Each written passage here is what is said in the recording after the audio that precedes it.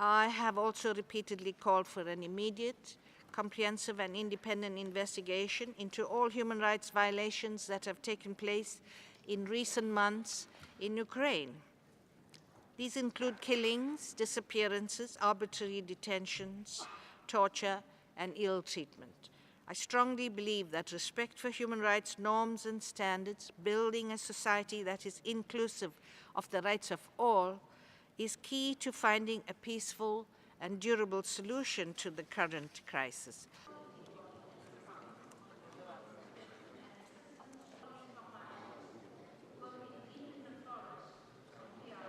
Nearly 5 years on from the end of the conflict in Sri Lanka, I regret that the government has failed to satisfy the Council's call for a credible and independent investigation into allegations of serious human rights violations.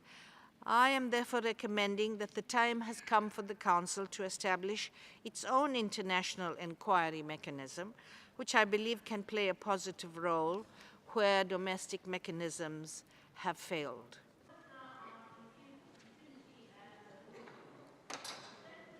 Protecting human rights in the context of counterterrorism has continued to be problematic, as with the failure to close the United States Guantanamo Bay detention facility. In Egypt, where the government is launching what it describes as a counterterrorism campaign, it is important that human rights are respected. In particular, protection from arbitrary detention, fair trial and freedom of expression, and peaceful assembly. My office stands ready to assist. Armed drone attacks have also raised deep concern, particularly regarding transparency, accountability, and redress for victims.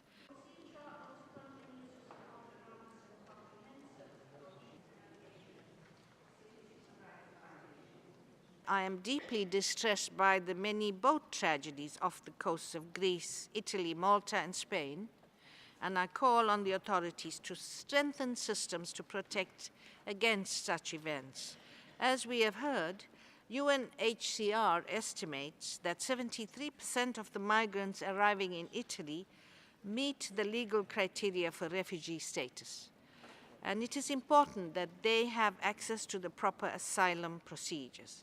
I must emphasize that persons seeking international protection in the territorial sea or at maritime borders must be treated in the same way as those who apply for protection on land. Clearly, much more needs to be done to protect the human rights of migrants in this region.